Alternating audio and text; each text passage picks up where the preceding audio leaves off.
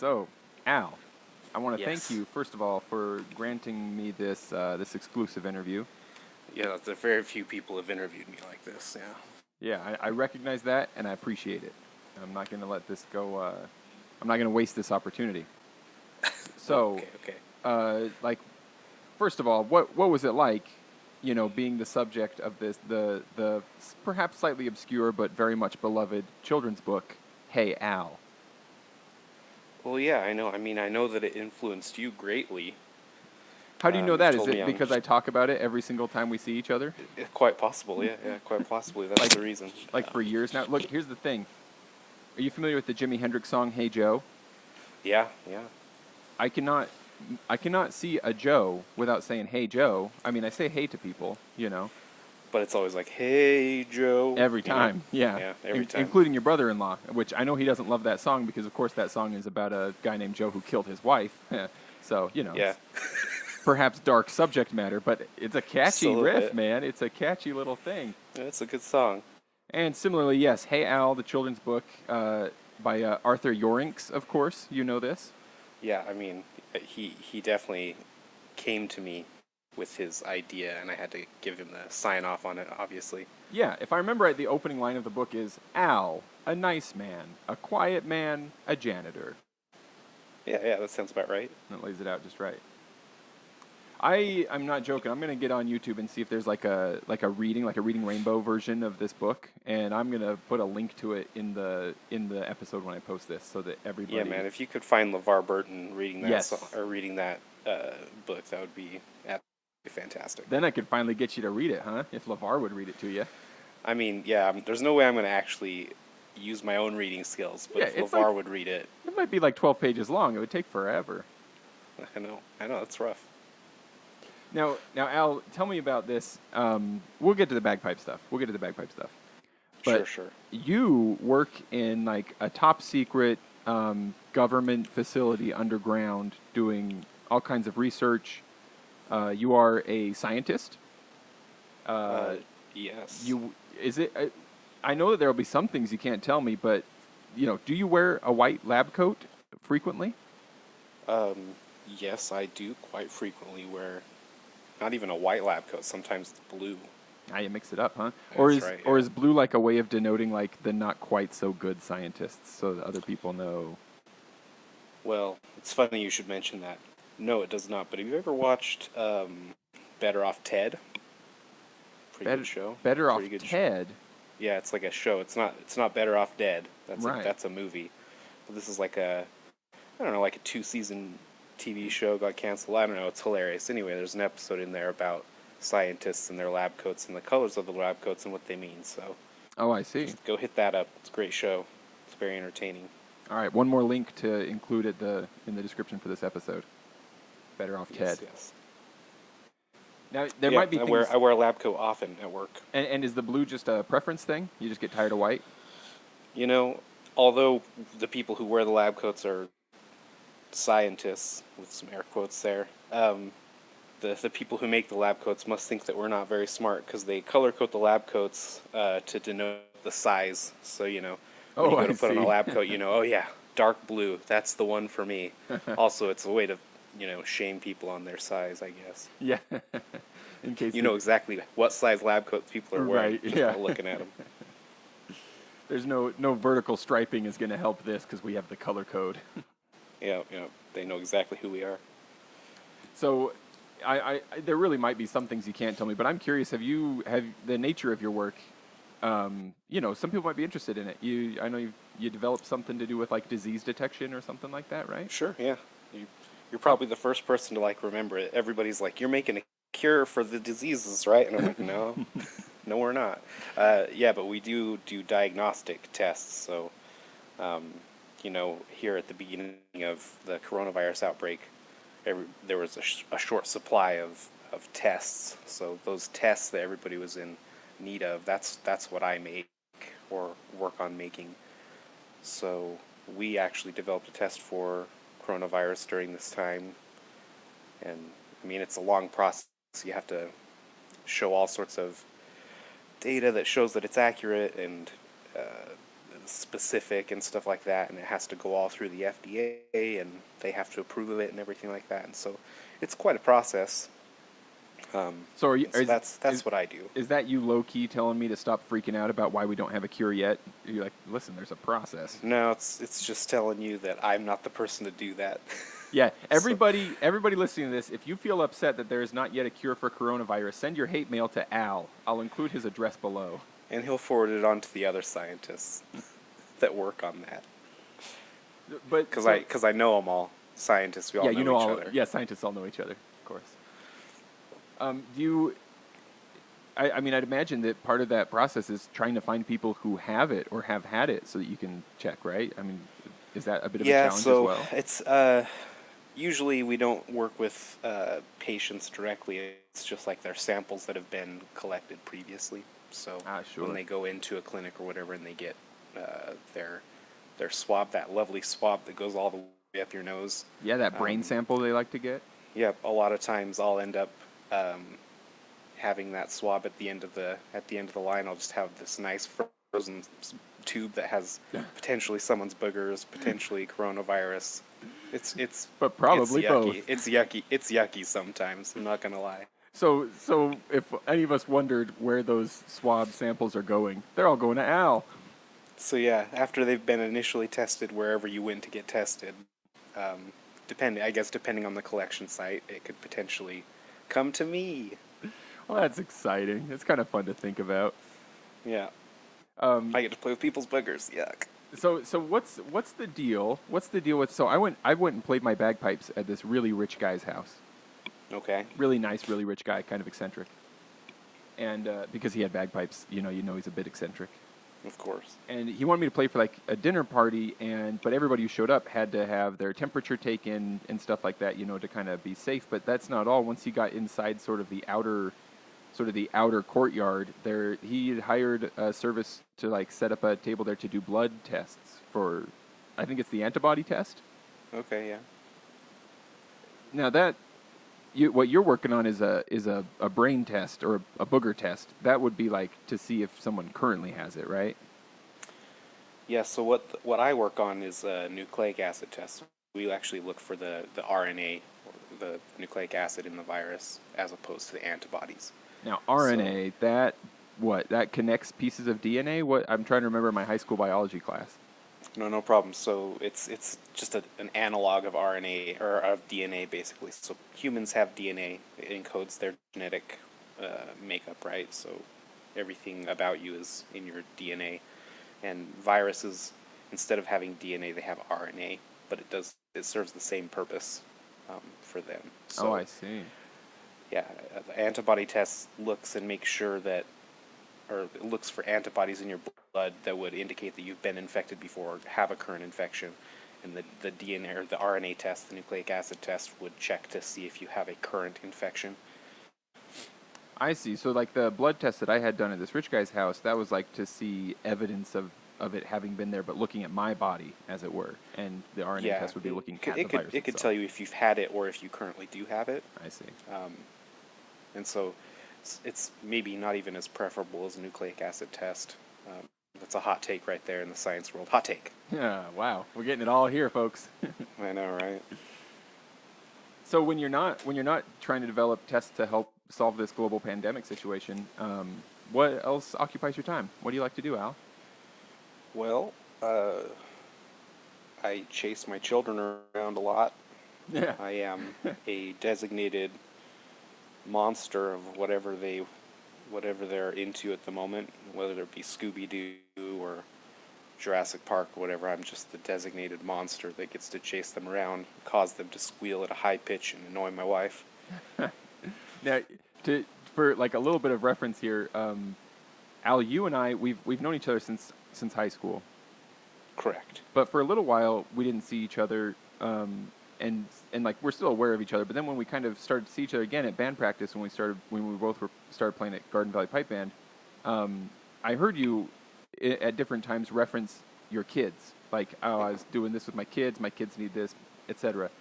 It might be association that I knew your sister was a teacher, but the way that you talked about your kids I just assumed that you must also be an educator because it sounded like you were talking about a room of probably 25 to 30 children. It was a long time Yes. before I realized that you were talking about your own biological children. Yep, that's them. And there's not 20 or 30 of them. There's just two. But sometimes it feels like there's 20 or 30 of them. I'm just a weak parent. That's all. I don't know about that, man. What little I have been able to meet of your children, they're delightful. But I also I have a sister who also has like very high energy, two very high energy boys, and it is, man. It's not like I'm not saying anybody has bad kids. I'm just saying, wow, you parents, you're doing great. Yeah, the boys, they're great. I love them. They are very rambunctious, though. And Yeah. it's so loud, man. Just the other morning, so I don't know what time everybody else's kids wake up. We put our kids to bed at like 7:38-ish in the evening, and then they usually wake up between 6 and 6:30 every single morning, Oh boy. which is not great because they have yet to grasp the concept of playing quietly when they wake up. Yeah, it's not just an like it's option. something every single morning when they wake up and they're really loud, I go out there and I'm play quietly. They're like bagpipes. You can't turn them down. There's one. Yeah, There's but one volume. yeah, the other day they woke up, or at least one of them had woken up, and he was just sitting in his bed, like laying in his bed as though he was asleep, except for he was awake, and he was just singing the Jurassic Park theme song, do do do do do that one, Yeah. but not quietly, like he was like shout singing it, Right, like yeah. just laying in bed and shouting the Jurassic Park theme music, and that's what he was doing. That's what he woke up and decided to do. You know, that actually sounds like a kind of inspiring way to wake up, though. I suppose. It is a beautiful song. Yeah, it is a beautiful song. Thanks, John Williams. Now, do you have a special affinity for the movie Jurassic Park because of the science? I think it's fascinating, honestly. Like, it's so, in my mind, so feasible of a thing. It's not real, obviously, What? and it's not possible. Huh?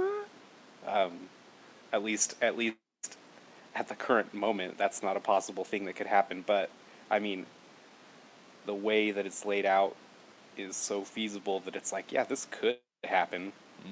Maybe if there was a little bit better technology, maybe this really could happen. That'd be crazy. Man, oh man, So, I yeah, love that's those interesting. movies. I was on a long drive maybe like a year ago, and I needed an audiobook to keep me awake, so I listened to Jurassic Park, and I'll tell you what, that kept me awake.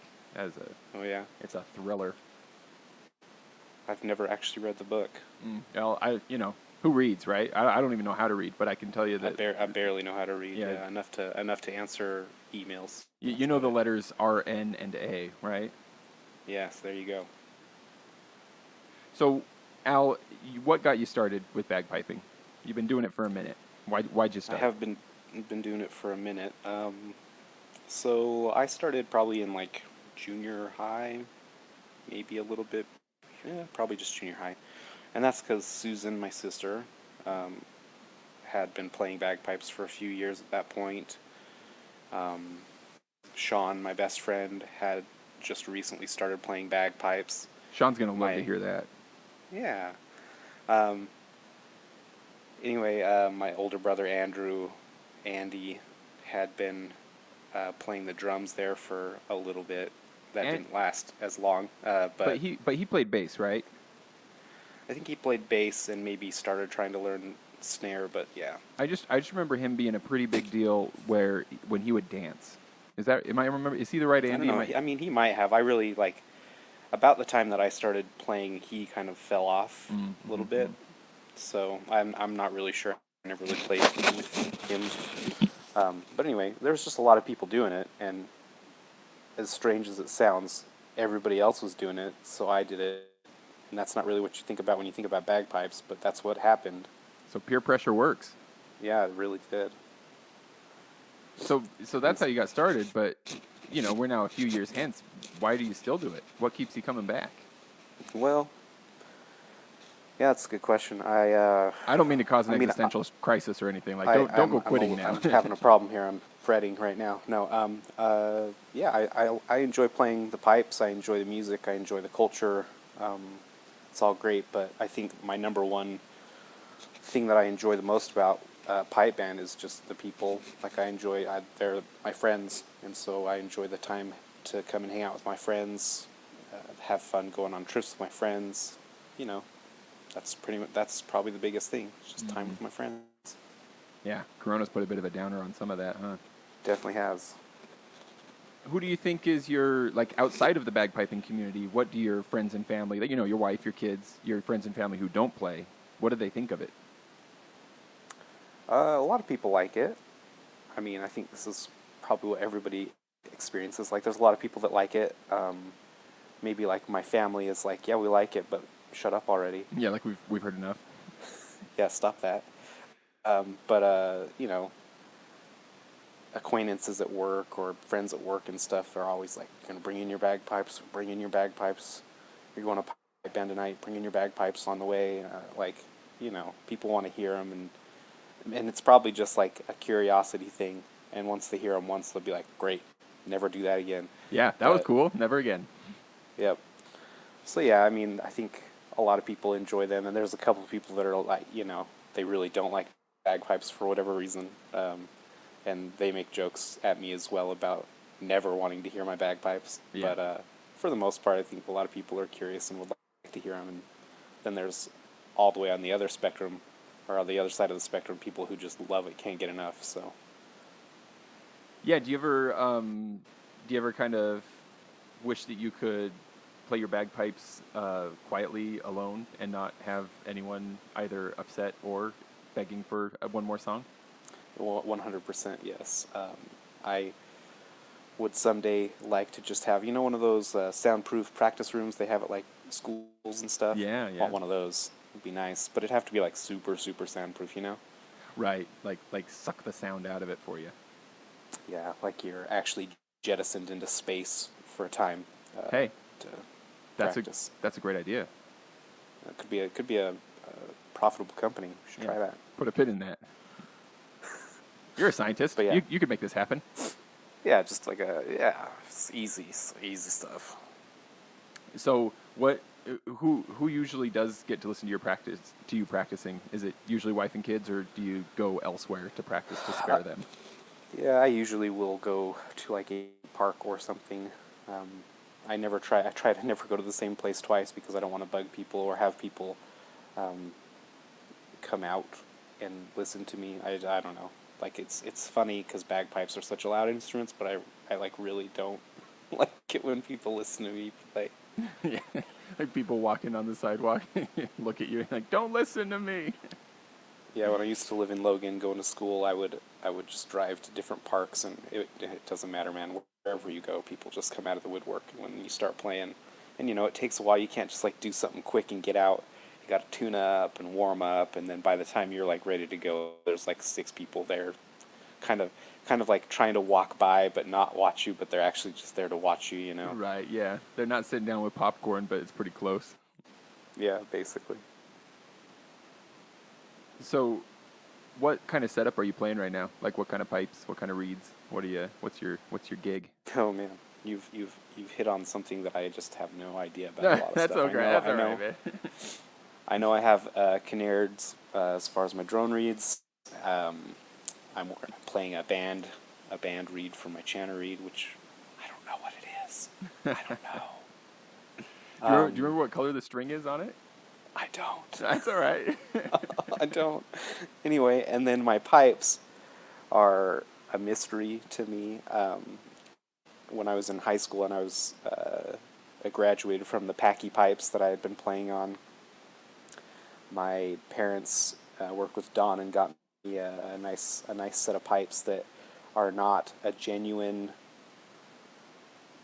brand. They're like a knockoff brand. What is it?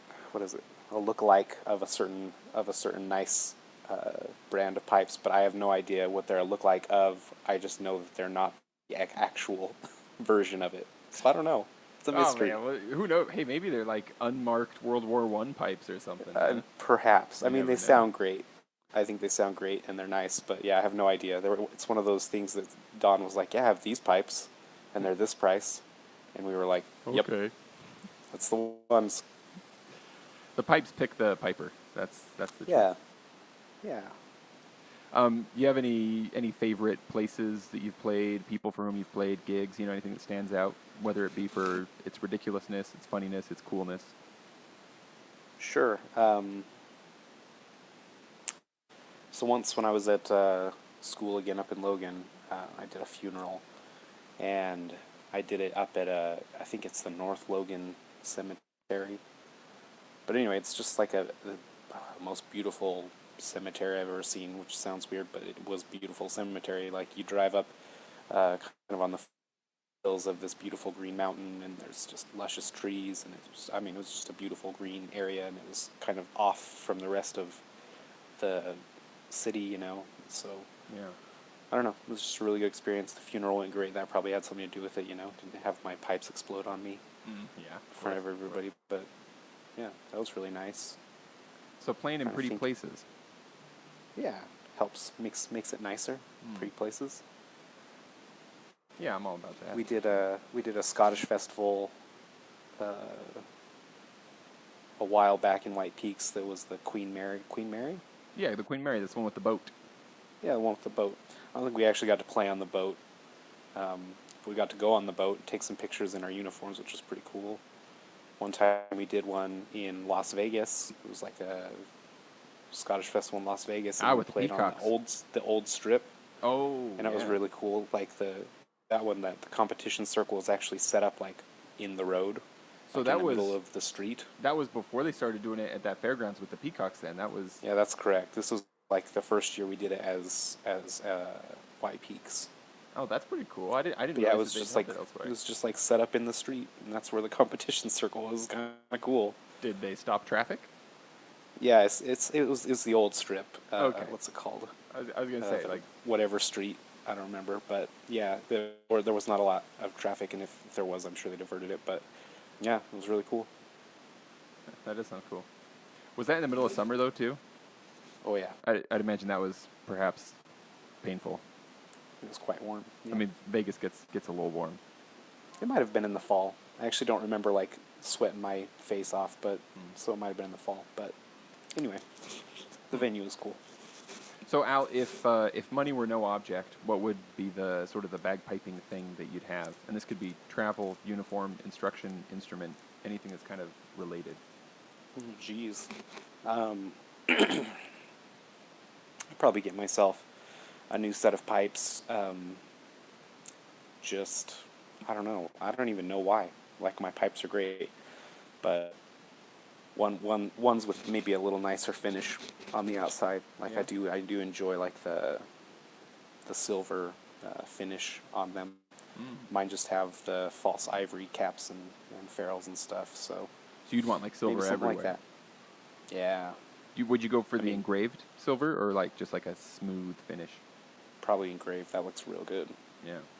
You like those like the Celtic knots or like the Victorian kind of feathery flower kind of stuff, or would you have something custom like your own face over and over again? Probably, yeah. I'd probably do my own face. I wouldn't Just blame have you there. engrave my face in my pipes, so everybody knew what's up. So what about the wood for the pipes? Like, do you like the beating and combing, or would you prefer like a smooth wood finish? I do like the beating and combing, but if I could get it, I don't love it when they have. It's like a shinier finish on the Oh, pipe, yeah, on the that, wood like, itself. I varnish don't thing. love that. Oh, so you'd like more of a matte kind of. Yeah, I do enjoy like a matte finish on the wood. What is your pipes? Are your pipes shiny right now, or are they more of a matte finish? They're matte. Yeah, mine used to be shiny, and a few years ago I decided I took some paint thinner to them and got all the varnish off. And now just once a year I just put them on a lathe and recoat them in some good hard wax, some Cocobolo or excuse me, not Cocobolo, some Carnauba wax or something like that, and it gives them this. I'm really happy with that matte finish. I agree with you. I like that look a lot more. It does look really nice. So, Al, do you have any pipers or even like other musicians that have pipers in the band or bagpipe bands that you especially love listening to? I don't know. I You used to don't? listen to. Or you don't know? I used to listen. I don't know. I used to listen to quite a bit in high school of pipe music, Yeah. but I haven't really listened to it a lot Is in this my because older the only years. CD in your truck is Tool? So that's all you listen to now? Yeah, really, I just listen to Tool all the time. Just never stops. They don't have bagpipes. I'm not even joking. Just yesterday, I was at Walmart. I was down at the Walmart, and in Mhm. their like $3 CD bin, they had a Tool album. And I thought to myself for just a sec, I could be just like Al. You could be. Could get it. You should be. I could Everybody get should be. one Tool CD and put it in my CD player and never take it out. I think that I honestly, I really think that CD is still just in my truck. Well, where else are you gonna put No it? other You got to keep it CDs. somewhere. Well, yeah, it's I don't have the case anymore, so Yeah. don't want it to get scratched. So, have you ever considered learning to play drums? Maybe for a minute. I think actually before I started playing pipes, I was going to try and do tenor. I had some sticks and I learned how to lace them onto my fingers, learned how to do a couple of the twirlies, but that didn't last too long. I quickly was diverted to pipes, and I honestly don't remember the reason why I was diverted that way, but Oh, I it was was. probably because only girls are allowed to play tenor. Perhaps so. Couldn't pass as a female. Oh, now I'm in trouble. I'm just joking, of course. I've always wanted to learn to play tenor too. That's when It I is. I think it's an awesome instrument. It looks so cool and so fun to do those flourishes. well, that's when I was a kid. My parents they moved to Payson mostly, not mostly, but at least partly so that their kids would go to the high school pipe band. You know, go to the high school there and learn to play pipes. And so my dad was rather upset when I was a small child and saw White Peaks playing, or at least no, it might have been Utah Pipe Band. Anyway, I saw a pipe band playing, and I was like, I'm gonna learn how to play that drum where they twirl the stuff. And my dad was like, No, you're not. You're gonna learn to play bagpipes. So I'd still like to circle back and learn tenor at some point. Yeah, I think it'd be fun. So is there anything that you that do before a performance, like some sort of pre-performance ritual, whether it's the night before or moments before? Sure, I pee like 3 times because I always just at different stages gotta pee. Just it just comes. It doesn't matter if you just barely peed. You just gotta pee again. Yeah. I Sorry think to be crass. Sorry, that's everybody. no. You know what? You are far from the first person who has said that. So that's I love seeing that pattern is developing. I know that like I used to work a job where I'd basically be like unable to go to the bathroom for very long periods of time. And so when approaching the threshold of doing this task, you know, like my body would always tell me like it's time to go. You got to go. You know what I mean? And I think that it's perfectly reasonable to think that we've built up the same kind of thing with playing bagpipes. You know, like if you got a gig coming, your body's like empty out, get it done. Yeah, I don't know what it is. It's like some evolutionary thing where it's like this is gonna be scary and you don't want to embarrass yourself, so you gotta pee Yeah, now. that's right. So other than bagpipes, what other music do you like? I mean, other than bagpipes and other than Tool, what other music do you like? Well, that's the two major food groups for me. But I don't know. I really like most music, honestly. Like I enjoy a lot of rock and roll, metal. There's the Tool, right? I enjoy like folksy music. Some nice acoustic guitar. I enjoy some old timey country. I don't so much enjoy like the modern country, but even back into like '90s and before country, I enjoy. What else? I enjoy, you know, Motown and soul. Um, I, I I actually have a secret, really indulging love for female pop singers, Katy Perry, Lady Gaga. It's real good. It's all real good stuff. You know, Sia, it's okay. good. Here's something. You know, you're being vulnerable, Al. I'm gonna go ahead and respond with vulnerability as well. Wow. Okay, let's do it. When you said Motown, that my ears perked up. For me personally, I'm not sure why. The way I was brought up, something. Motown is the sound of Christmas for me. Oh yeah. Like, it's not Bing, or Crosby, Bing Crosby. It's not like sort of those classic Christmas folks. It's Mm-hmm. Motown for sure. And and then you said female pop artists, and you even mentioned Sia. Mm-hmm. Sia put out a song. I think it was in 2019, around Christmas time. That song is Okay. Candy Cane Lane. Are you familiar? Okay. Yeah. Yeah. She put out a whole album, Christmas album. Oh yeah, she put out the whole album, but I'm thinking specifically of the song Candy Cane Lane. Sure. Sure. I love that song. I listen to it year round. I love it Very so good. much. Very good. My wife makes fun of me. She's like, "This is just the epitome of like plasticky, like consumerism, Christmassy stuff." And I'm like, "Yeah, I know." And I hate everything else, but this just like goes so far that it becomes beautiful. Well, I'm glad you enjoy it. I'm glad you enjoy Sia.